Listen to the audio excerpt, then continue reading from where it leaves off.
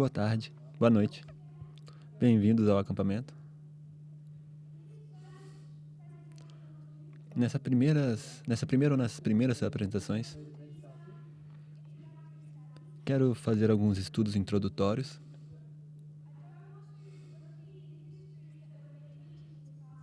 Não quero repetir as histórias que temos estado estudando durante esse ano. O propósito não é passar por Atos 27 ou Pirro, mas queremos tomar partes específicas, alguns pontos chaves.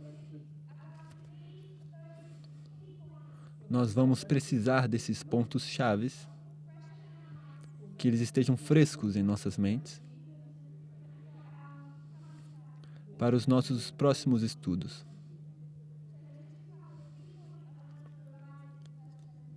Então, nessa primeira apresentação, eu quero revisar alguns pontos chaves.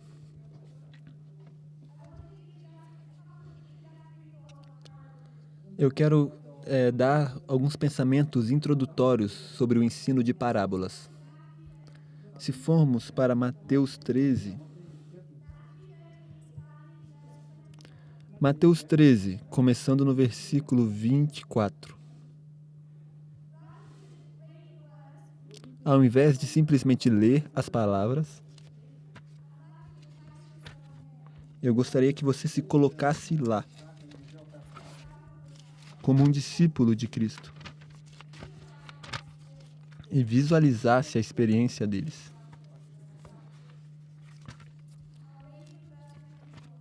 Vamos ler Mateus 13, 24. Propôs-lhes outra parábola, dizendo: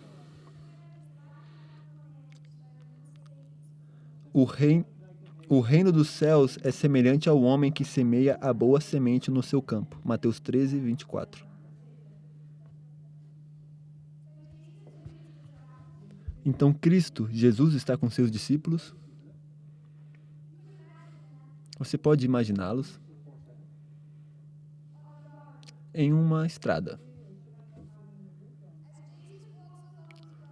À medida que Cristo caminha por essa estrada, ele é seguido por seus discípulos. E ele quer ilustrar para eles uma parábola. Então ele irá dirigir os olhos deles para, através da estrada, para um campo.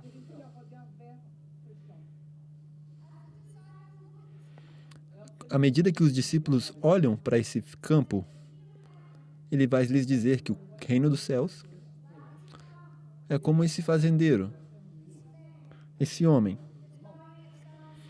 que ele vai e semeia uma semente no seu campo.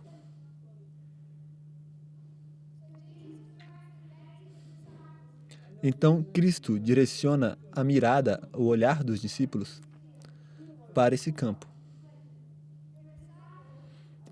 E os discípulos, você como discípulo, olha, e o que é que você vai ver? Você poderá ver muitas coisas. Verá esse homem, que é um fazendeiro. E você sabe que ele é um fazendeiro comum. Ele está semeando essa semente. Será que ele sabe como ela cresce? Ele não sabe como essa semente se transforma em uma planta.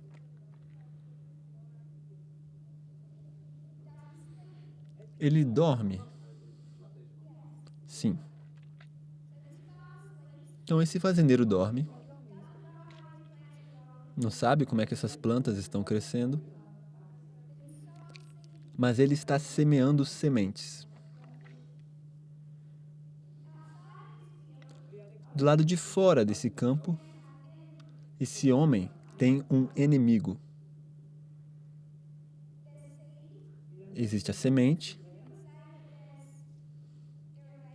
Você pode ver ou dizer que existe um sistema de irrigação. Talvez existem alguns pássaros comendo algumas dessas sementes.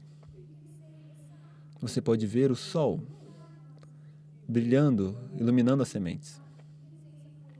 Você pode ver algumas ervas daninhas crescendo. Mesmo tendo o campo sido já arado. Então, retornando para a nossa parábola. Cristo diz aos discípulos que o reino dos céus é como esse fazendeiro semeando semente no seu campo. E enquanto os homens dormiram, veio o seu inimigo e semeou joio no meio do trigo. Então existe uma boa semente e existe também uma semente ruim, má. Existe trigo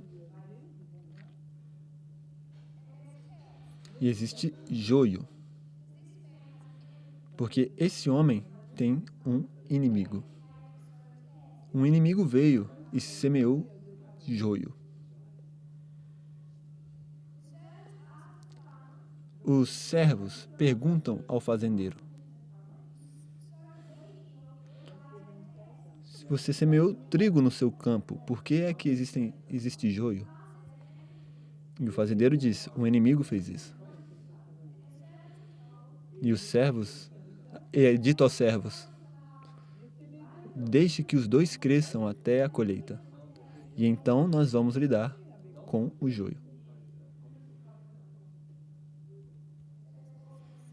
Então nós também temos servos. Os discípulos olham para o campo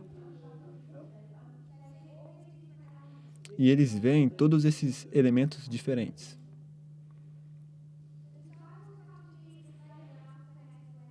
Os discípulos chegam a Cristo depois e pedem por uma explicação. E no verso 36 vemos eles pedindo essa explicação.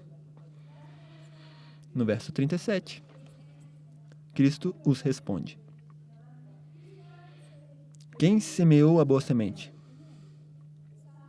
O Filho do Homem. É Deus quem semeou a semente. Deus semeou o trigo. Satanás semeou o joio. Deixe que ambos cresçam até a colheita. A colheita é o fim do mundo. E os ceifeiros são os anjos.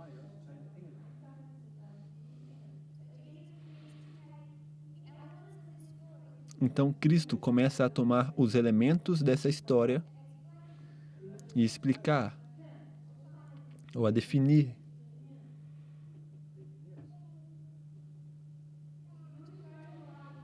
Se você for a uma citação bíblica, SPTED, Testemunhos Especiais sobre Educação, SPTED 68.2, diz que a parábola descreve o crescimento da planta a partir da semente. E indo mais para a metade do parágrafo, ou avançando, Cristo, que deu essa parábola, criou aquela pequena semente e deu as suas propriedades vitais. Vital quer dizer vida. Então, Cristo criou a pequena semente, lhe deu a vida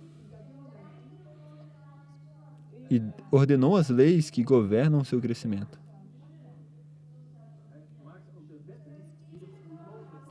Então, será que Cristo sabe como é que a semente cresce? Sim. Poderíamos ir para o Salmo 121. E Salmo 121:4, que o guarda de Israel não dormita.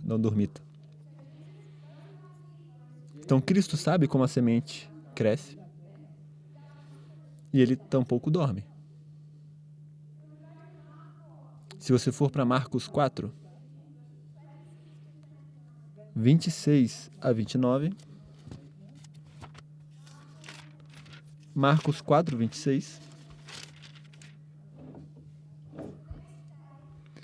No dia seguinte, não realmente, mas podemos imaginar, e ele está andando com seus discípulos, e eles olham para o lado e estão vendo a mesma coisa. Veio um campo e um fazendeiro. E Cristo vai dar uma outra parábola baseado na mesma cena. Ele diz: o reino de Deus é assim como se um homem lançasse semente à terra. Esse homem dorme, se levanta de noite ou de dia, e a semente brota e cresce, e ele não sabe como. Marcos 4, 26 e 27. Então eles estão olhando para a mesma cena. Existe um mesmo conjunto de informação. Essa informação visual que esses discípulos estão olhando, que eles estão bem acostumados, é a agricultura. Cristo direciona o olhar deles para aquela fazenda e cria uma parábola. E em outro dia, eles estão olhando para a mesma cena e ele cria uma parábola diferente. E eu quero que vejamos como é que ele está fazendo isso. Porque se torna importante quando começamos a identificar parábolas. Se formos para parábolas de Jesus,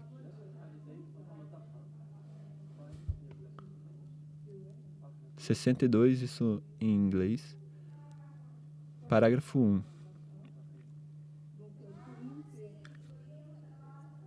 É o capítulo 3. A parábola da semente revela que Deus está trabalhando na natureza. Avançando no parágrafo, eu estou parafraseando. O homem tem sua parte em atuar, em promover o crescimento do grão.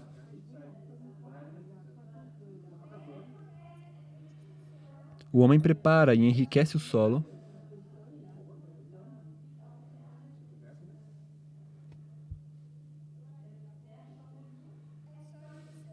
e também a semente. E semeia a semente. Mas existe um ponto além do qual ele não pode fazer algo. Ele pode realizar seu maior esforço e ainda assim precisará, entretanto, depender daquele que daquele que criou a semente. É PJ 25.8. Então, em Parábolas de Jesus 25.8, quem é que lança a semente? O homem. Em Marcos, é o homem que lança a semente. Em Mateus, é Deus quem lança a semente. Então eles estão olhando para a mesma cena. Eles estão criando duas parábolas distintas. Então, se você olha para essa cena, quem é que lançou a semente? Simplesmente um fazendeiro. Será que esse fazendeiro dorme? Sim. Todo fazendeiro na terra dorme. Como é que Cristo pode estar criando uma parábola diferente? É que ele está identificando o que é e o que não é relevante para a sua história. Existem muitos detalhes que estão conectados com essa cena. Mas dependendo da parábola que ele quer criar, ele irá selecionar e tomar que é e o que não é relevante. Então, se ele quiser criar uma parábola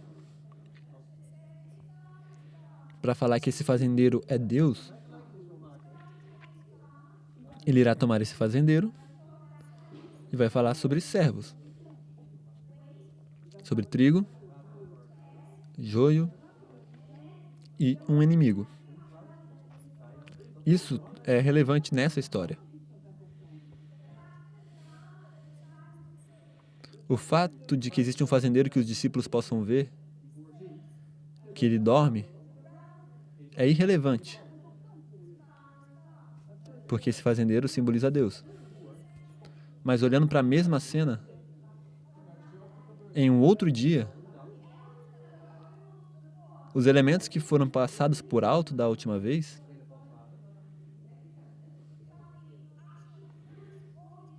se tornam a própria prova para a sua parábola.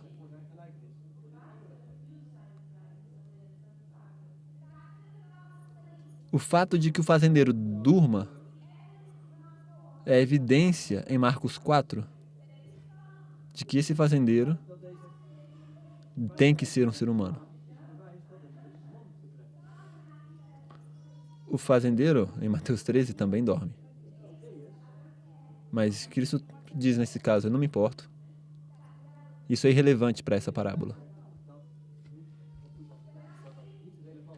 Quando eu estou falando com vocês, você pode estar escutando vários tipos de sons. Pode ser que no fundo você consiga escutar o ruído de carros, ou outras conversas, pássaros. Mas você apaga, silencia tudo o resto, e menos a voz que é importante para você. Mas se você quiser tirar sua atenção de mim, para alguém que está sentado ao seu lado, você vai me silenciar e ela vai se tornar um ruído de fundo. Talvez você queira escutar os pássaros e não a Tess. Então eu vou me tornar um ruído que está no fundo e você não vai me escutar mais. O mesmo princípio se aplica às parábolas. Cristo faz isso vez após vez. A parábola da pérola. Ellen White diz que Cristo tinha a intenção de que a pérola de grande preço é o Filho de Deus.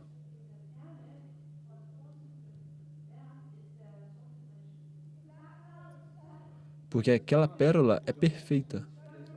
Não tem nenhuma culpa, né? Não tem nenhuma mácula. Mas ela então vai dizer que, em uma segunda perspectiva, para a mesma parábola, a pérola de grande preço é um ser humano pecador.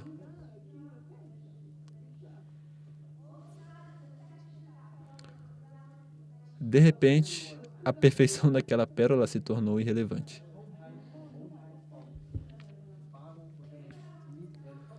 A razão pela qual eu quero discutir isso agora é porque esses princípios que vemos, que são usados por Cristo, os exatos mesmos princípios são usados no nosso estudo da história. Vamos para uma outra história, que é uma parábola. Os discípulos vieram por diferentes caminhos em suas vidas passadas, mas eles vieram de uma sociedade que era completamente familiarizada com a agricultura. Quando Cristo quer criar uma parábola para que nós aprendamos dela, Ele pode nos direcionar para alguma outra coisa, pode nos direcionar para alguma outra cena.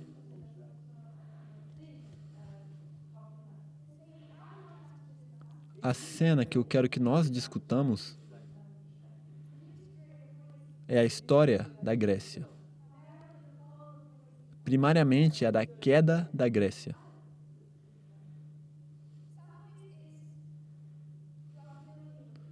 Vocês vão estar familiarizados com parte do que vou compartilhar. Alexandre o Grande começa a reinar por volta do ano 336. Ele derrota Dário em 331 a.C. E ele então morre em 323 a.C. Essa é a morte de Alexandre o Grande. Quando ele morre, ele é bem jovem, não fez nenhuma preparação com respeito ao que deve ocorrer com o seu reino. Ele morre em Babilônia e os seus generais se reúnem e eles vão dividir o seu império entre eles. Se conhece como a partição de Babilônia, Partition of Babylon. Existem muitos generais. Eu vou nomear alguns dos mais importantes e poderosos. Antípater, Cráteros, Pérdigas. Quero que nós percebamos que esses poderosos generais, eles são famosos por quê? Eles são famosos porque suas crianças?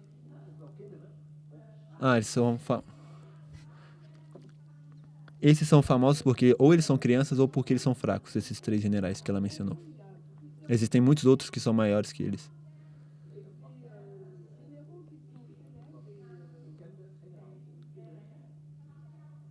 Então esses generais poderosos se tornam invejosos e começam a primeira guerra dos Diádocos.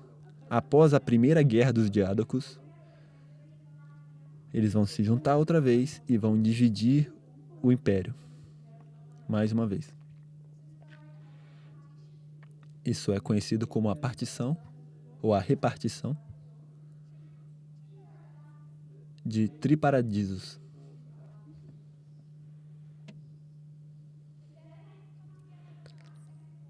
Mas então eles vão lutar uma segunda guerra dos Diádocos. A segunda guerra dos Diádocos. Quando termina a segunda guerra dos Diádocos, esses poderosos generais, esses 3 foram mortos. E o império de Alexandre o Grande estará dividido em 5 regiões principais ou primárias, onde teremos aqueles nossos 4 generais famosos, Cassandro, Lisímaco, Seleuco e Ptolomeu.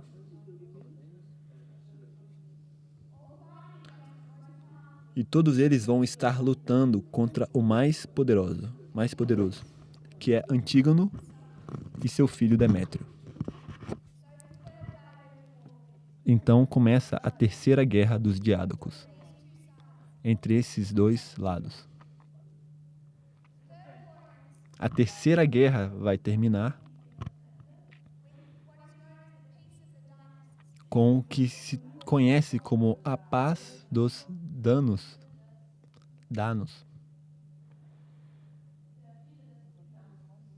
Dynasty. Nenhum dos lados venceu ao final da terceira guerra, mas eles vão fazer um tratado de paz. Após a terceira guerra dos Diádocos, haverá o que se conhece como a Guerra Babilônica. Seleuco irá tomar Babilônia e irá começar a dinastia Seleucida.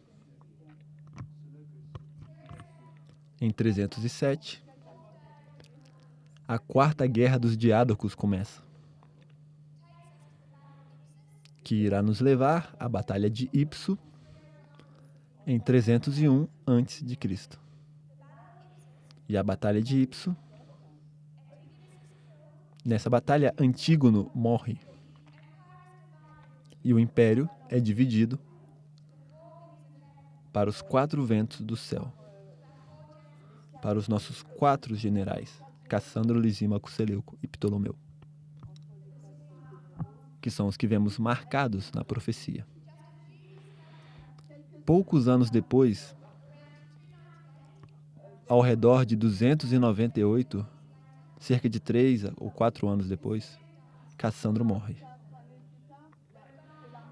Então, estávamos com 5 generais para 4 generais e agora 3.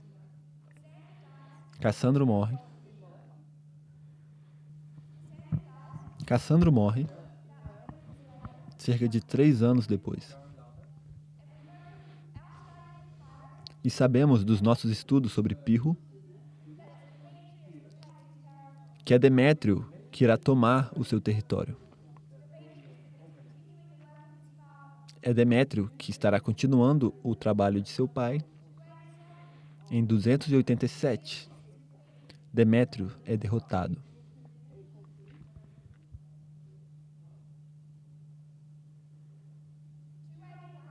Em 281, cerca de 6 anos depois, Seleuco encontra a Lisímaco em batalha e o mata.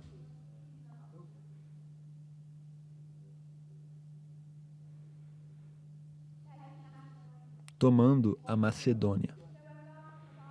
Então estávamos com 5 generais, 4, 3, 2. É assim que esse império é quebrantado.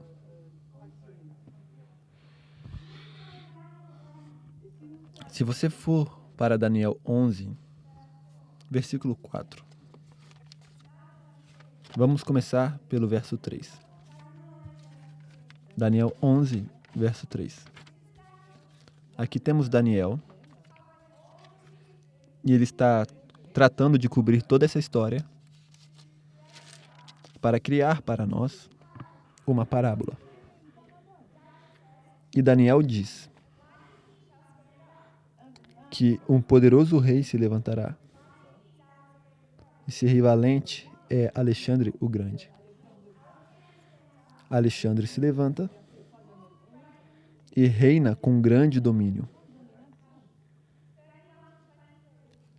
Que isso é dos anos 301 a 303.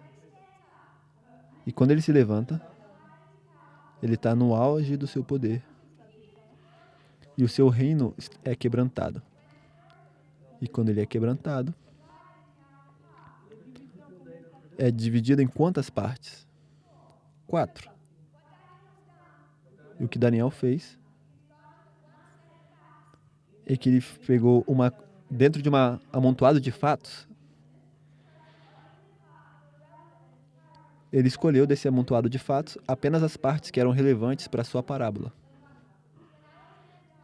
Porque quando Alexandre o Grande morre, o seu reino não é dividido em 4 partes. Daniel diz que ele é dividido em 4. Não para os seus filhos, mas para os seus generais. E então no verso 5, o rei do sul será forte, mas um dos príncipes será mais forte do que ele. Esse príncipe é Ptolomeu. Então existe uma relação entre Seleuco e Ptolomeu. Ptolomeu é forte, mas Seleuco trabalha para ele. Seleuco retoma Babilônia e ele reconstrói seu poder, ou constrói o seu poder, até que ele mata Lisímaco e se torna mais poderoso que Ptolomeu.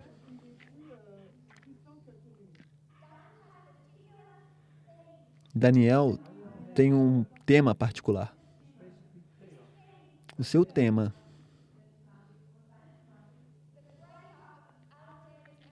é o quebrantamento do Império de Alexandre.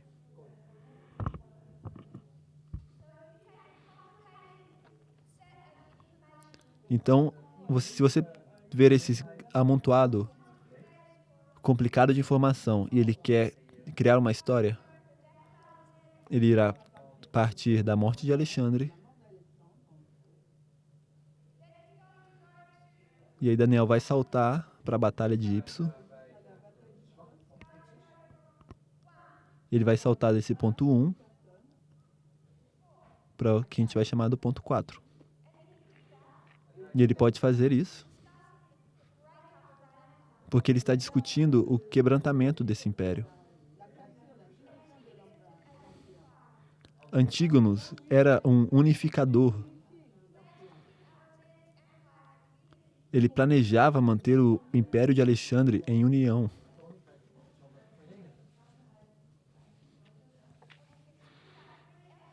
E continuar aquele Império Grego baixo a mesma visão que Alexandre o Grande tinha. Antígono está continuando o trabalho de Alexandre. Então faz sentido para Daniel dizer de que esse reino não está apropriadamente quebrantado. Não é com a morte de Alexandre, mas sim com a morte de Antígono. Então faz sentido para ele saltar essa informação, para tomar os pedaços que são importantes para a visão dele do Império, para a divisão do Império. Ele salta do 1 para o 4. Salta a história da Terceira Guerra dos Diádocos. Salta a história quando são 3 generais. E ele quer nos contar uma história dessa última divisão. Então ele vai de quando tem 1 general para 4 generais e salta para quando agora temos essa última divisão com o Rei do Sul e o Rei do Norte. Então essa primeira parábola é a parábola que Daniel faz. Ele está seguindo um tema ao fazer essa parábola.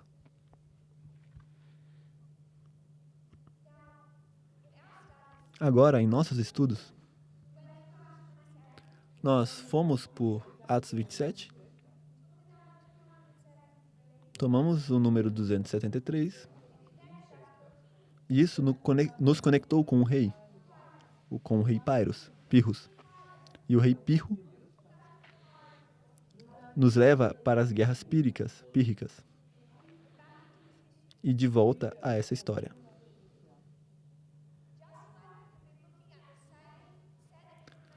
Assim como você pode estar olhando para o mesmo amontoado de informação, para o mesmo conjunto de informações, e assim você cria uma história relevante daquilo que te parece relevante, nós fazemos o mesmo com a história. E podemos conectar a história de Pirro com isso que estamos fazendo. Mas agora, nosso tema não é mais a divisão do império, mas sim esse rei famoso. É esse rei famoso. Pirro se envolve nessa história no começo das guerras dos Diádocos. Então aqui, em 307, já podemos começar uma história que vai nos falar sobre Pirro. Então queremos a história de 307 e da Primeira Guerra.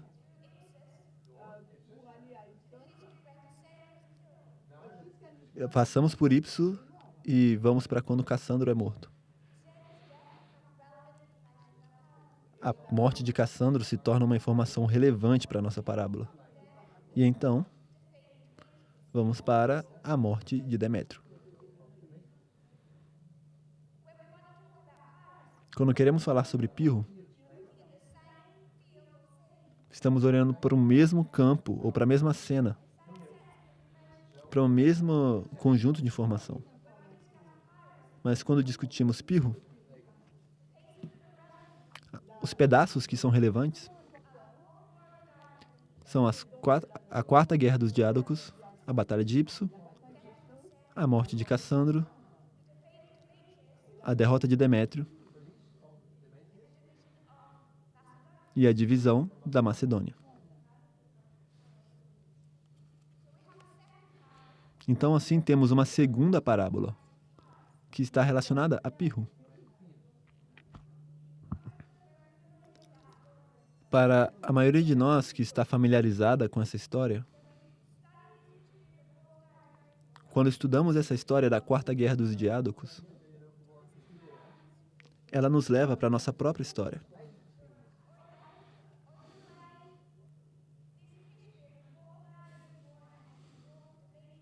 Nós somos capazes de sobrepor a história dessa Quarta Guerra dos Diádocos e da guerra com Demétrio e sobrepomos isso com a história da Segunda Guerra Mundial.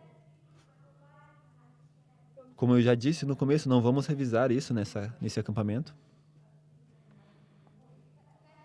Mas simplesmente para fazer um ponto, essa mensagem tem duas testemunhas para nos levar à Segunda Guerra Mundial. Você pode estudar Atos 27 e irá te levar à história de Pirro. Quando você estuda a história de Pirro, você irá conectar com a Segunda Guerra Mundial para poder explicar essa história para nós. Mas existe um segundo estudo que aparentemente está desconectado. E esse é um estudo da contrafação. Estudamos a contrafação a partir de 1798. E algumas das conclusões que chegamos é que, ao discutir o Israel antigo e o Israel moderno, eles vêm em duas partes. Israel antigo. A história de Moisés é o alfa. Cristo é o ômega. A história de Israel moderno, e temos a história milerita, o alfa. E a história dos 144.000 é o ômega. Então, para Israel moderno,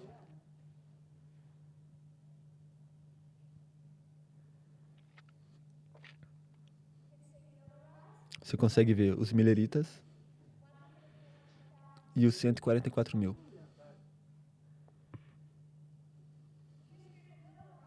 A história dos mileritas você pode tomar de 1798 a 1844. Mas a gente pode expandir um pouco isso. Essa história, 1798 a 1844, você pode ver isso de formas diferentes. Ellen White nos vai dar uma maneira. Ela vai nos marcar essa história de 46 anos, que começa com o aumento de conhecimento e o levantar de um reformador.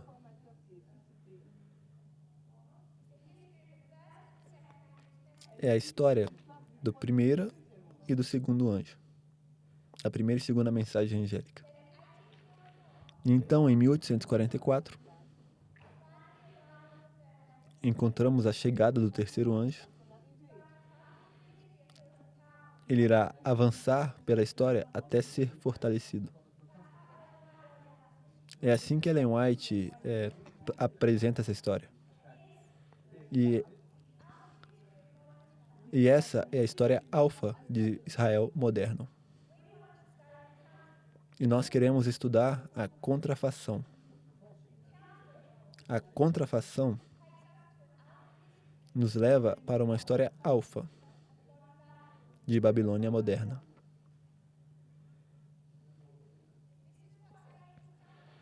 Se é isso que Satanás está contrafazendo ou imitando, nós vamos traçar, delinear essa história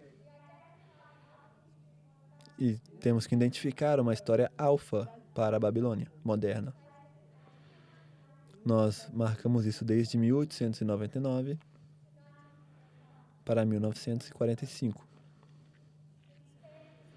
e expandimos isso, assim como temos aí no canto. De 1899, podemos marcar o levantar de um reformador, Pacelli, e o aumento de conhecimento. E o começo de uma história de 46 anos. O quanto da mensagem do primeiro anjo é visível em 1798? Nada. Não é visível. É aí que a mensagem é descelada, mas não é visível. Toma tempo até isso se desenvolver a uma mensagem. Mas temos a primeira mensagem angélica que vai avançar para a segunda, já começando em 1798, na contrafação. Na história satânica ou de Satanás, de 46 anos, para estabelecer Babilônia moderna, é a história de duas guerras mundiais. Primeira Guerra Mundial e Segunda Guerra Mundial, que irá te levar a 1945. Todos sabemos que a Primeira Guerra Mundial não começou em 1899. Mas você também não vê o primeiro anjo em 1798 já com uma mensagem. Não quero entrar em detalhes aqui. Estamos construindo uma lógica separada. Mas em 1899 temos a primeira conferência Hague, onde eles escrevem as leis das guerras modernas. E no mesmo ponto vemos um reformador sendo levantado. Em 1945, a Segunda Guerra Mundial termina e, de uma perspectiva, podemos ver a Terceira Guerra Mundial, a Guerra Fria. Já vemos o Rei do Sul contra os Estados Unidos, o Rei do Norte.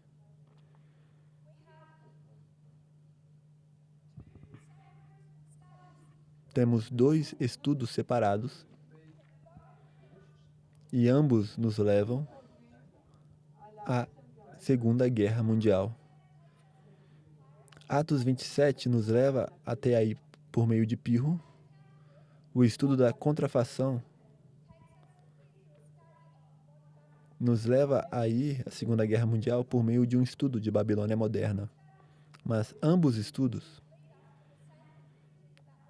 nos levam às mesmas conclusões sobre a Segunda Guerra Mundial. E o que eu quero que nós identifiquemos,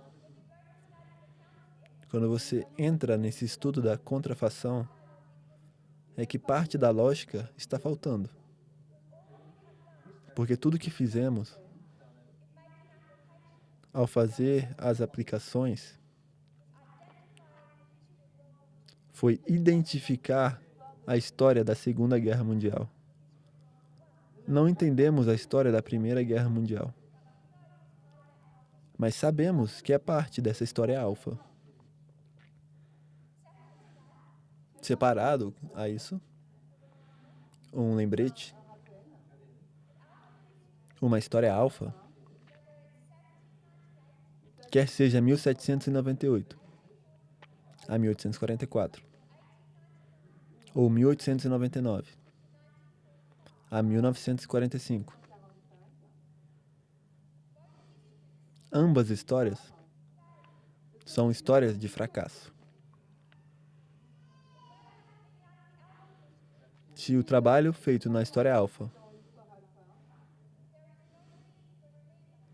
se o trabalho tivesse sido feito na história alfa, não haveria necessidade de uma história ômega.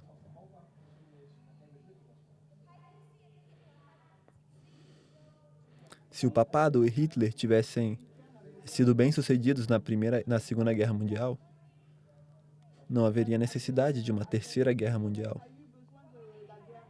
O que precisamos identificar é a localização da Primeira Guerra Mundial na história alfa de Babilônia moderna.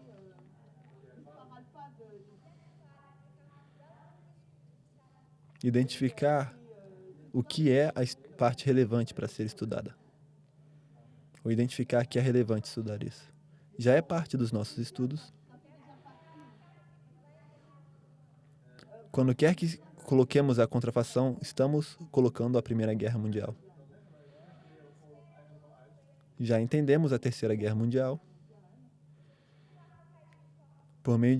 Já sabemos que a Terceira Guerra Mundial é uma tripla aplicação profética. A Primeira Guerra Mundial, mais a Segunda Guerra Mundial, é igual à Terceira Guerra Mundial. Mas, atualmente, estamos trabalhando só com metade da imagem. Porque o nosso entendimento da Terceira Guerra Mundial é apenas por meio da Segunda Guerra Mundial.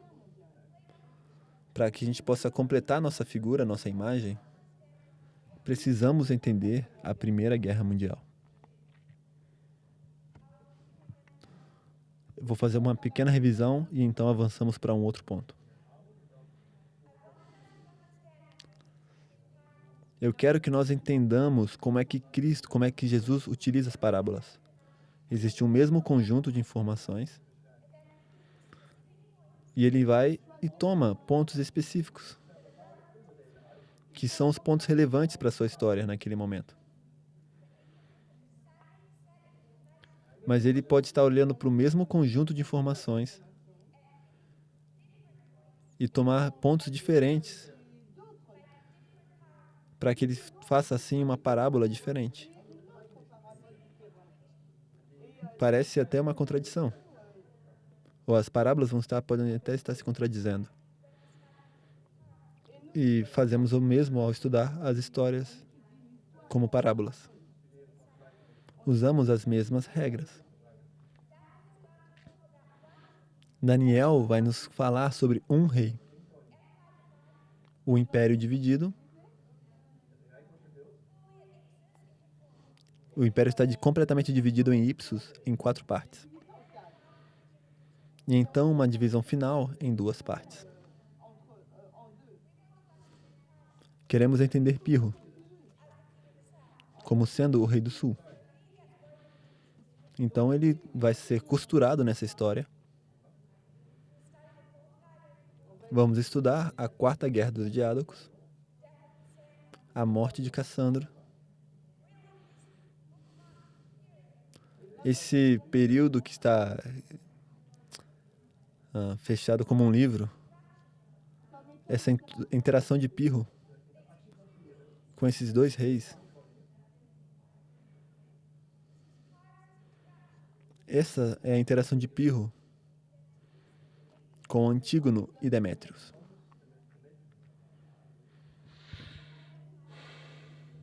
Que são quem nós identificamos como sendo o rei do norte. Nós entendemos que essa história é a história da Segunda Guerra Mundial. Então, fizemos uma revisão.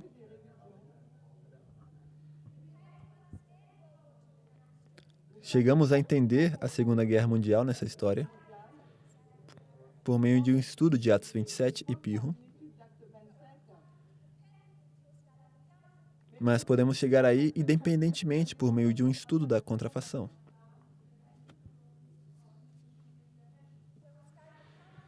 Quando estudamos a contrafação, entendemos Israel moderno, o Alfa e o Ômega.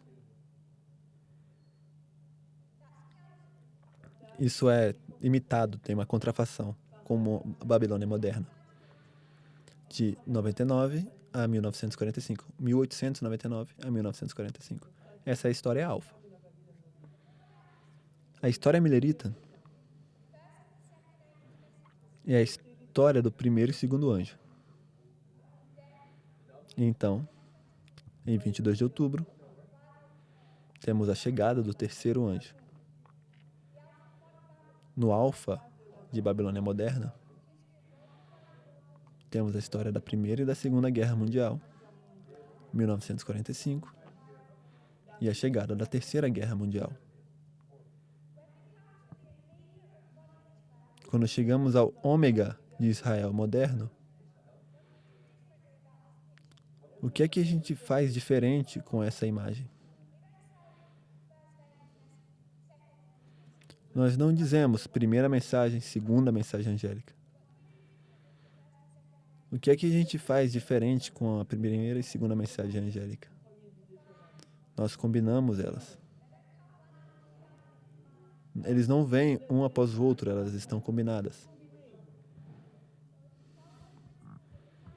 Então, se seguimos os princípios da contrafação,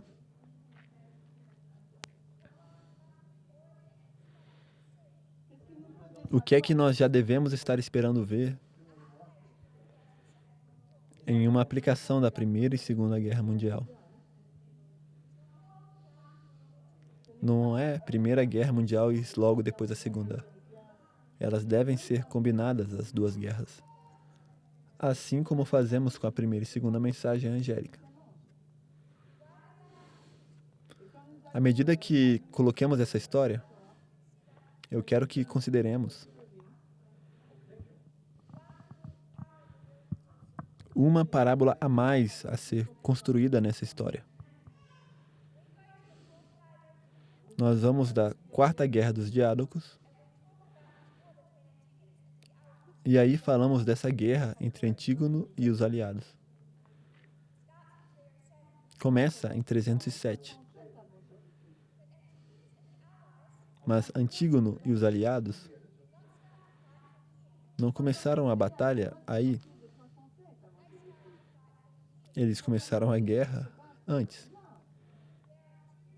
Existem duas guerras entre Antígono e as forças aliadas. Ao estudarmos Pirro, estamos focando em Antígono e Demétrio na Segunda Guerra, mas existe uma primeira. Então, dentro dessa história de Grécia, eu gostaria de sugerir uma outra parábola. Não é Pirro. Nosso tema é Antígono e Demétrio, o rei do norte. Se vamos entendê-los, existem duas guerras. Começando aí, o início da terceira.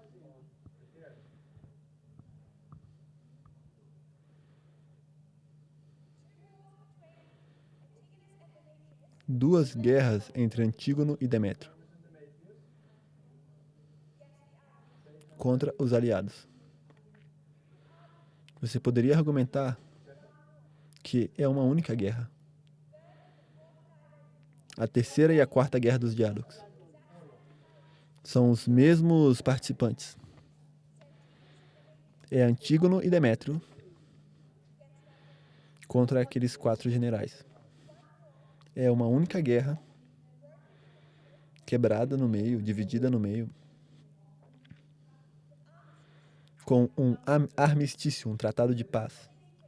Um tratado de paz.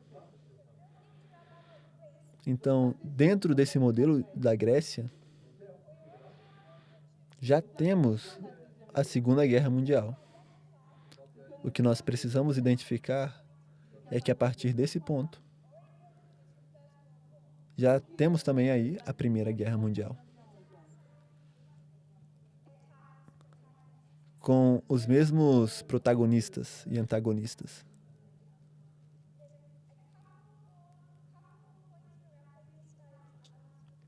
Existem ainda alguns pontos dos estudos anteriores que eu gostaria de revisar. Quando nós terminarmos isso, vai ser essa história a que eu quero que nós estudemos. olhamos para a Quarta Guerra dos Diádocos e a Segunda Guerra Mundial. A Quarta Guerra dos Diádocos é a segunda parte daquele conflito em Grécia. E nós precisamos agora discutir a Terceira Guerra, a anterior. A Segunda Guerra Mundial é a parte 2 naquele conflito. Segunda Guerra Mundial. São os mesmos participantes. Mas também precisamos entender a Primeira Guerra Mundial.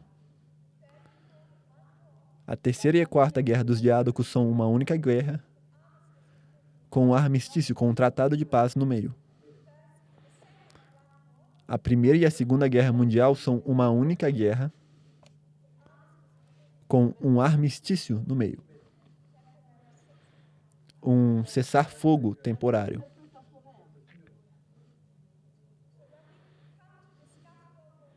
Então, quando chegamos para discutir a Primeira Guerra Mundial, vamos começar a discutir por meio da Terceira Guerra dos Diádocos. No final da Segunda Guerra dos Diádocos, é no final da Segunda Guerra dos Diádocos que Antígono se torna o superpoder do Império Grego, a maior potência do Império Grego.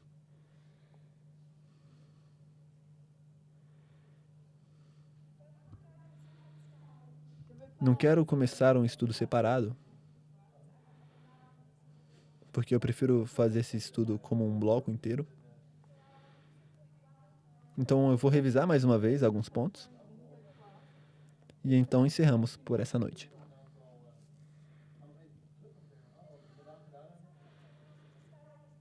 Existem um par de assuntos diferentes que eu quero estudar nesse campal. Vamos começar com uma revisão. Vamos avançar em um estudo da Primeira Guerra Mundial. Então vamos avançar para o assunto dos testes que temos observado ou estudado recentemente. Se pudermos ver duas testemunhas independentes que foram desenvolvidas nesse último ano, ambas nos levam para a Segunda Guerra Mundial. Mas essa segunda testemunha da contrafação leva Israel moderno, sobrepõe isso com Babilônia moderna,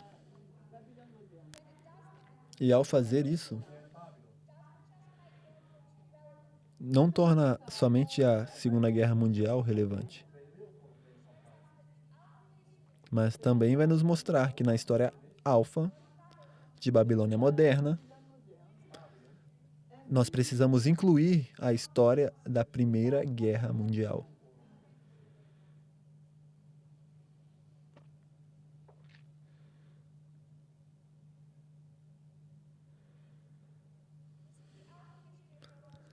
Essa é a história alfa de Israel moderno.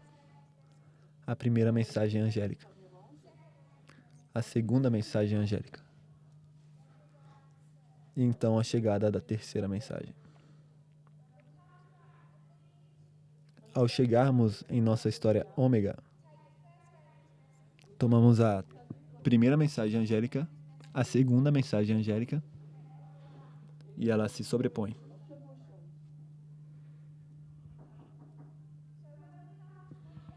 Então, ao tratar de Babilônia moderna, esperamos ver que a Primeira Guerra Mundial, a Segunda Guerra Mundial, se sobreponham, que as mensagens estejam combinadas. Que as mensagens estejam combinadas.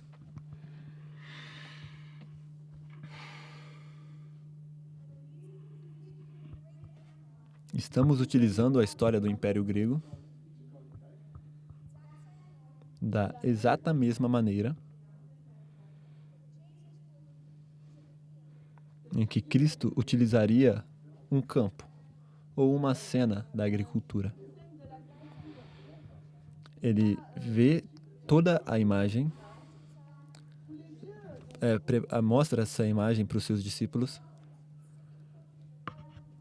E então vai lhes contar quais são os pontos relevantes para a história que ele quer mostrar. Tudo que não é relevante é um ruído que está no fundo, que tem que ser ignorado. E ele pode usar uma imagem completa e transformar essa cena em múltiplas parábolas, ao selecionar e escolher o que é relevante para um tema específico. Fizemos o mesmo. Em Daniel 11 existe uma parábola perfeita. Mas essa parábola não vai nos servir para falar sobre Pirro. Para fazer isso, temos que ressaltar outros pontos, que são os que Daniel não ressalta. E ela está agora sugerindo um terceiro ponto. E agora é de Antígono e Demétrio como o rei do norte. Porque se identificamos essa história como a Segunda Guerra Mundial, a Segunda Guerra Mundial é a segunda parte de um conflito. A Quarta Guerra dos Diádocos e a Guerra com Demétrio é a segunda parte daquele conflito.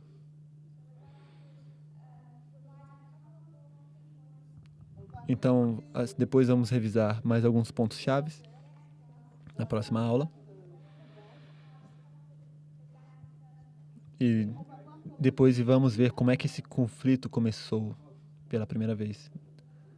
Se vocês puderem se ajoelhar, vamos encerrar com uma oração.